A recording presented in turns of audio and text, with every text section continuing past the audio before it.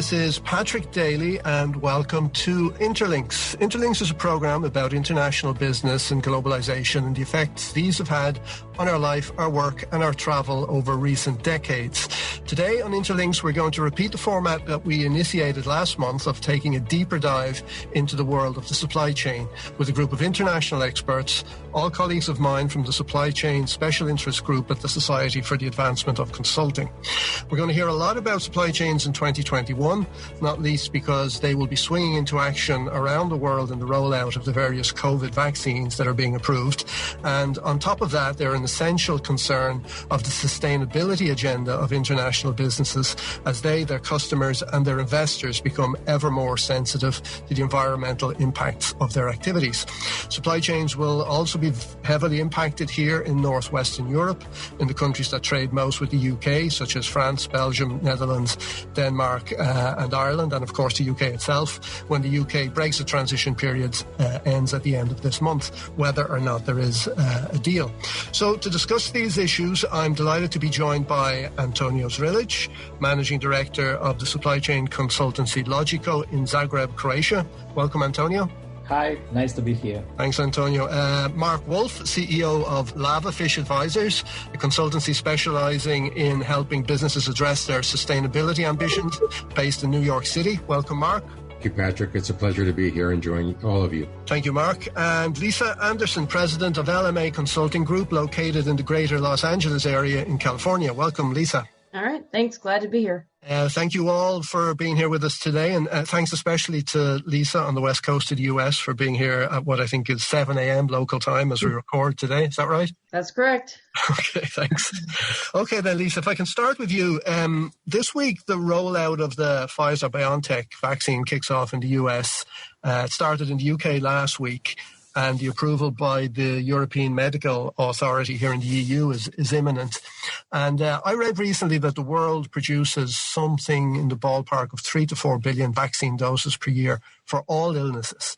And for COVID alone, we now face the challenge of producing 12 billion doses as quickly as possible. So what do you see as the major supply chain and logistical challenges that will be encountered as we try to roll this thing out globally?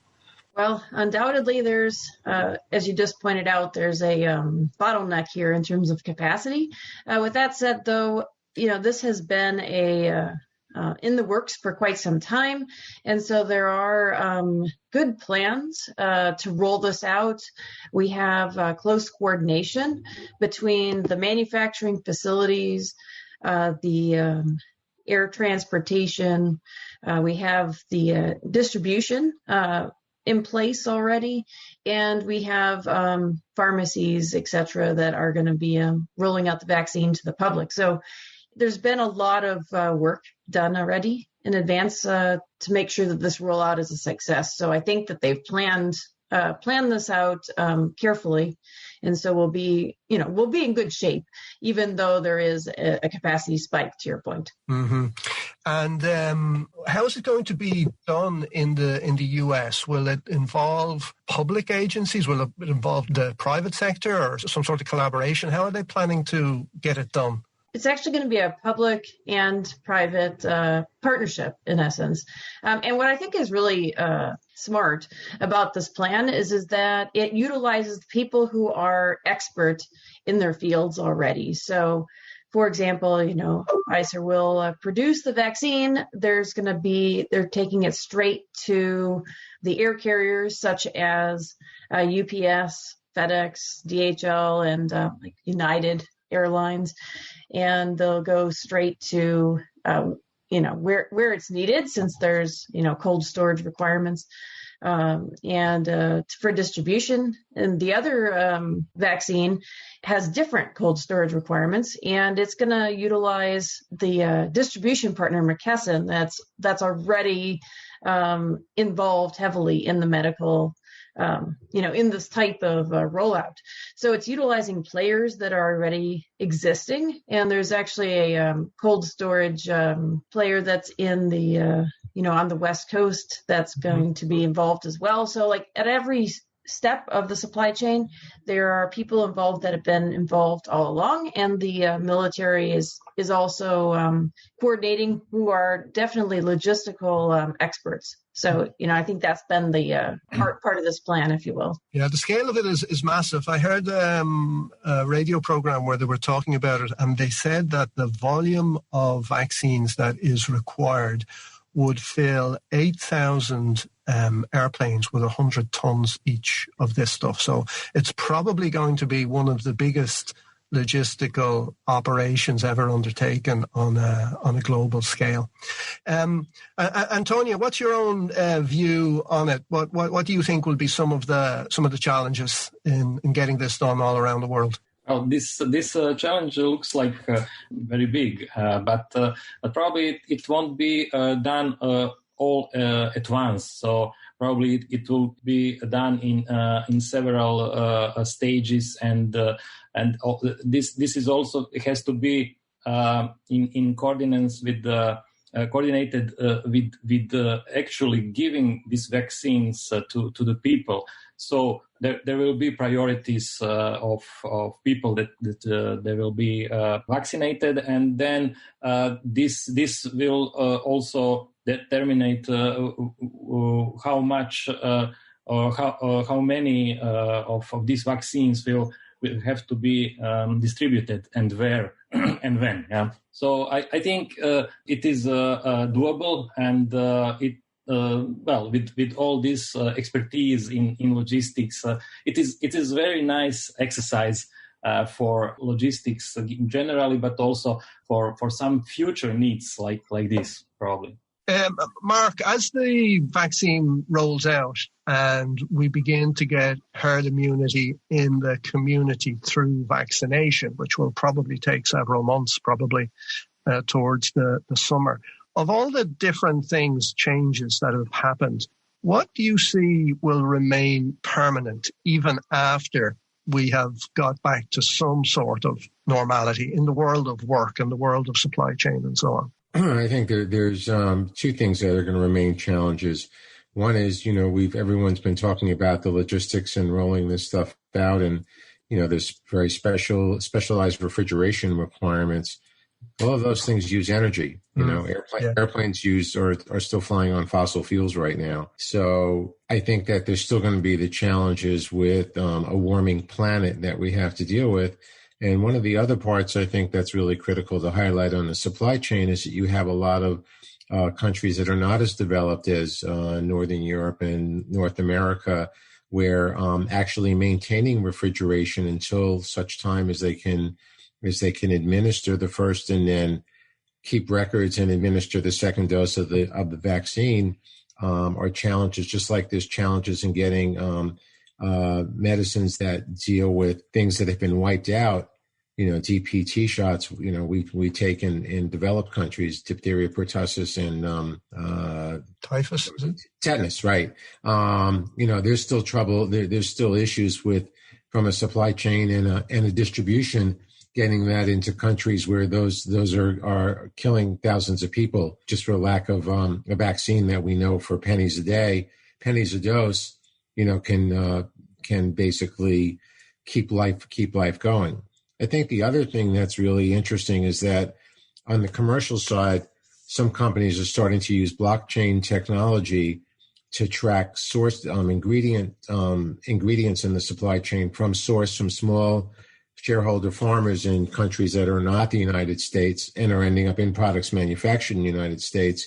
And I think blockchain tech has some applicability to the vaccine, because you are looking at right now 2 vaccine suppliers, but by the end of the end of first quarter, we could well be looking at 5, 6, 7, 8 vaccine suppliers, and all with different requirements for safe transport and storage, much less distribution of the vaccine. Yeah, I guess the question of fake vaccines will come into play at some point as well, and maybe blockchain technology can help us to maintain the integrity of the supply chain as to what's genuine and what is counterfeit, right? Yeah. Well, and one of the concerns that I've been reading about and looking into deeply is the fact that you have a lot of people globally who had volunteered to be in these vaccine trials. And because they're double-blind studies, they don't know whether they got the vaccine or they didn't, although some, if it's a married couple, have been able to figure out one spouse got it and the other one didn't. And in a normal vaccine or pharmaceutical trial, you have longitudinal data because the people who were originally enrolled in the trial don't know what they got, and you can check in within 1 year, 3 year, 5 years for efficacy of a vaccine or of a new drug. Well, what happens when a lot of those people decided that they didn't get the vaccine, they got the placebo, and they go line up and go get vaccinated? So then you have a much smaller pool to understand the long-term effects. So it's the supply chain of science I'm thinking about and of subjects within a vaccine trial that has me a little bit more worried than counterfeit vaccines. Okay. Another question for you, Mark, specifically. It seems that the sustainability agenda is really gaining traction now in a serious way among the leaders of big corporates as well as nation states. And Larry Fink, the CEO of BlackRock Investment Corporation, which I think they have something like $7 trillion under management, he has said that sustainability is now the top issue for investors. So that's really getting a lot of attention. So in your view, why is he saying this and why is he doing it now? Well, the truth of the matter is over the past decade, there have been a bunch of researchers who have basically proven that companies that are top-notch on ESG concerns yield better returns on investment than those who didn't. And 10 years ago, that was not an easy sell or a given. And I think what Larry Fink is realizing, because of the efforts of people like Michael Bloomberg and the Financial Standards Board, is that if companies are not being held accountable for this, then their longer-term viability as an entity that can return value to shareholders is under stress and strain. So I think he's looking at it from he's talking about in the best interest of everyone. But it's really driven by we have capital and we need to get certain returns on our capital. And if companies are not taking care of ESG and are not focusing on that, then the potential for that return on capital is either nil or losses as opposed to paying back on the investment. Okay, and Lisa, this focus on ESG issues in the future, what do you think that's going to mean in a practical sense, and what are the implications for corporates and how they go about developing and implementing supply chain strategies? I think they're going to be taking it into account in every project that they do, and what I'm noticing is that it's becoming more of a strategic priority and becoming a priority down the chain, if you will, at least in the larger organizations. And so the good news is that even in the small organizations, the two, can come together as one, in essence, like the ESG priorities can be the same as reducing waste and improving profit, et cetera, if done well. So they'll come together, on the same page eventually, but it's starting in the larger companies for sure.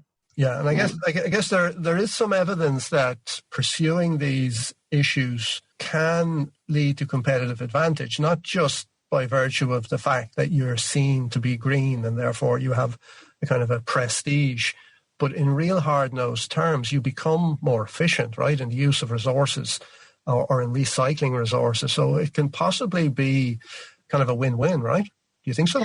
Well, many times, yes. Actually, even several years ago when I led the operations and supply chain for a mid-market manufacturer, we were able to lead several projects to reduce packaging, to become more green, that helped us also gain in terms of profitability and the bottom line. So it's definitely coming true so long as you do it right. Yeah. And Patrick, I'm just going to jump in on that and say that the large corporates, which have vast supply chains, oftentimes made up of mid-sized and small and much smaller sized companies that are upstream from them, are the large corporates are being held accountable for low carbon, zero carbon economies, and they're driving their supply chain to align with them to take on the practices that they know make a difference. Because at the end of the day, it isn't the mid or the small size company who's publicly has an ESG scorecard. it's a really large company who's doing it, and they can't get there unless they have vendors upstream who are aligned with them, are feeding the same types of information, that there's total transparency. And one of the things that I'm seeing is that a lot of the large corporates are also trying to streamline their supply chain and reduce the number of people that they're working with, so that information and that transparency and that trust is clearer, is more stable and more solid, and less of a logistics management issue. Yeah, that brings me to a related point that I wanted to put to you, Antonio. Companies have bills of materials, can be very complex, and some of them have been talking about kind of blowing up the bomb, the bill of materials, looking into it to see what's coming from where and what the complexity is. And some corporate clients that I've been talking to have said that they've only really been able to do that to a rather shallow degree because of the complexity and the scale of the undertaking. So what do you think companies will do about the complexity of their bills of materials and the inventory levels that they hold, and how will they get to the bottom of it, given the complexity and the scale of the challenge? This is a great question, and a lot of clients of mine are dealing with this challenge of complexity of the bill of material and inventory as general, and also not only in manufacturing but also in distribution companies that they have.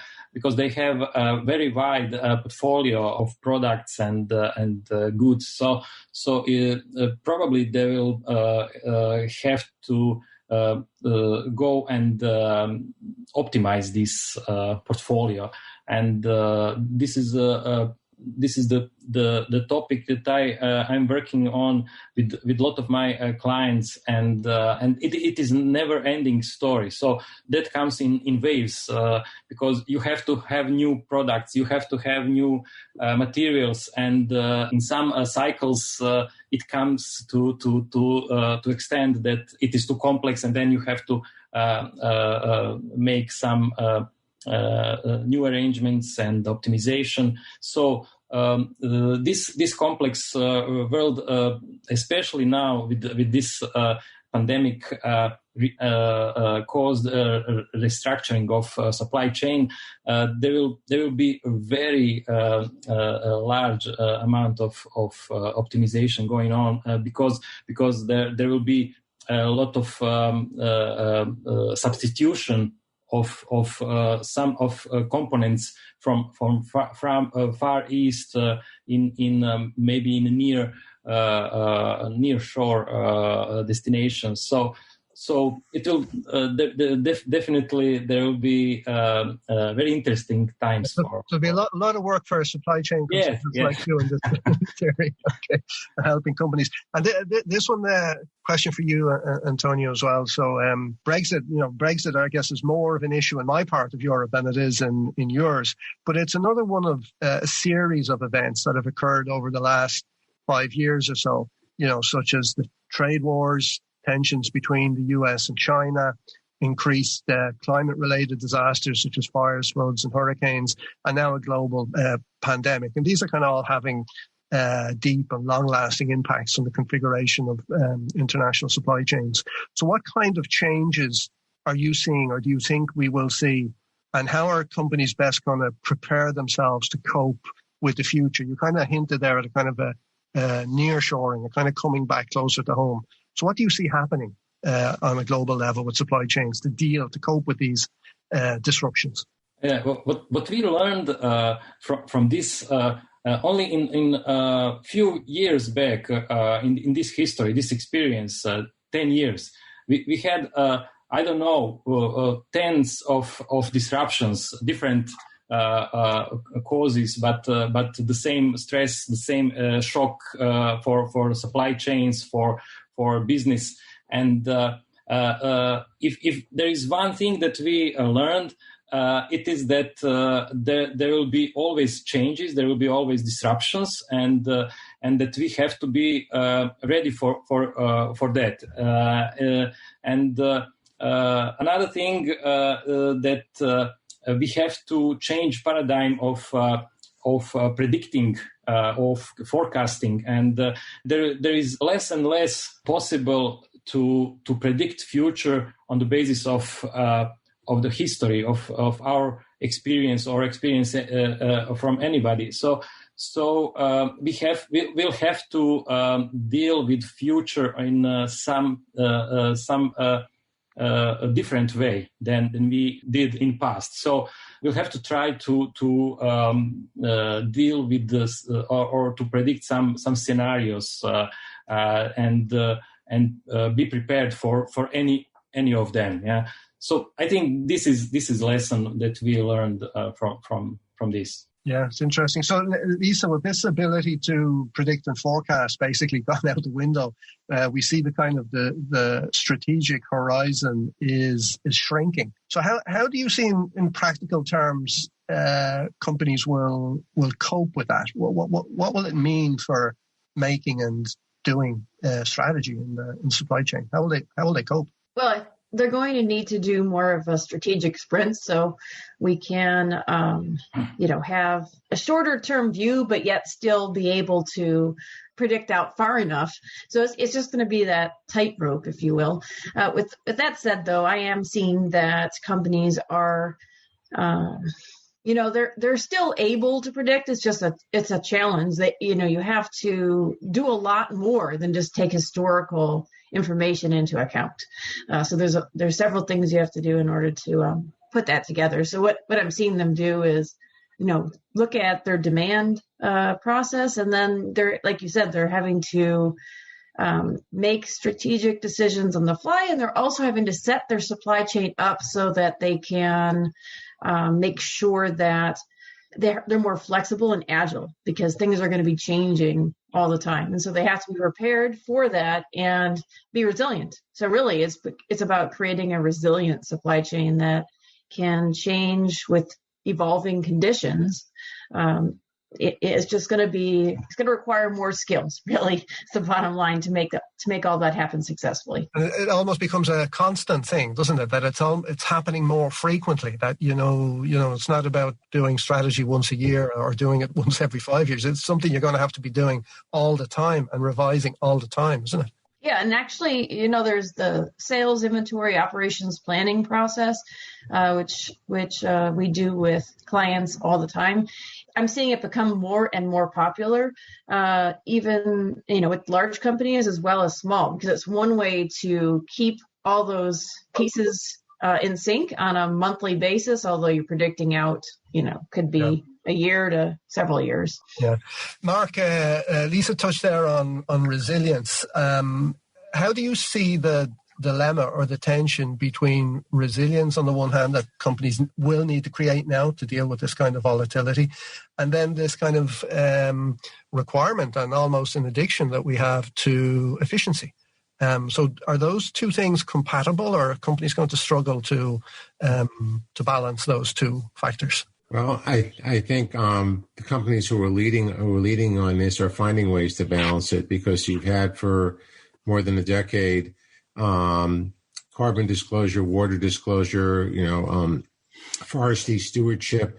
So, corporations are actually looking at how do they use forests to manufacture paper and paperboard in a way where there'll still be more forests to be able to manufacture paper and paperboard in the future.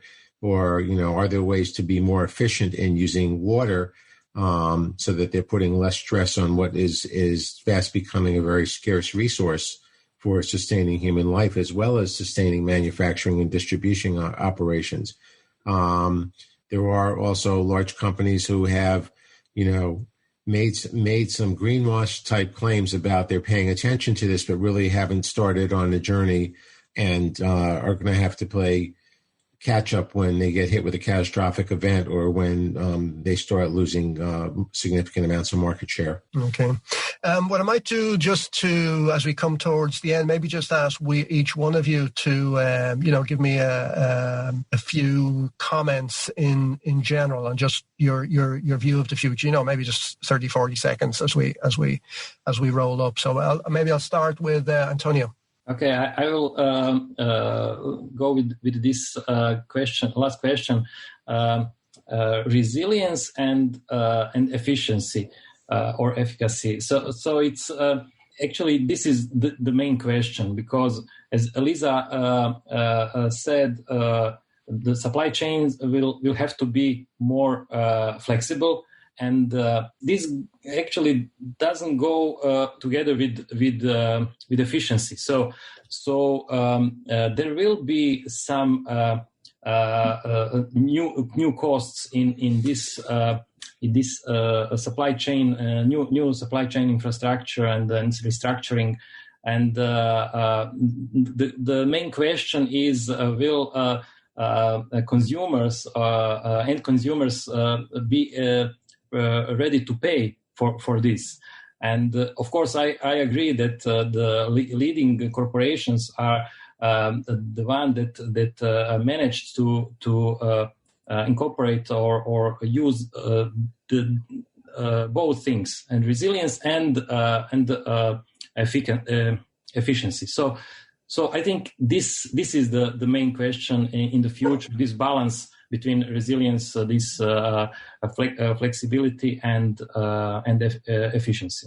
Okay, thanks, Antonio. Lisa, final comment from you? Absolutely. So agreed with Antonio that we need to find a way to be successful with being resilient and responsive. I think that responsiveness and the customer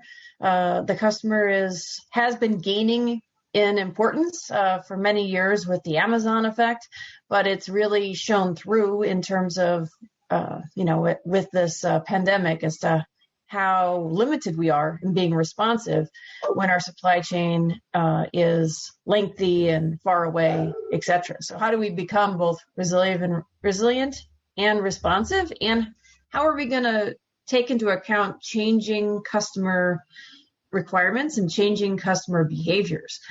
Because that's absolutely increasing during this pandemic. So in order to do all that successfully, we have to just be better and utilize some of these strategies we've been talking about today. Great. And Mark, final comment? Well, when I look at what the focus of our conversation has been with the vaccine rollout and supply chain, there's two things. One is we're in a period of tremendous dislocation, and I don't think that in our professional careers this will be the last time that we see this. I mean, there will be other types. I mean, the last outbreak or pandemic, if you was Ebola, and that was 6 or 7 years ago.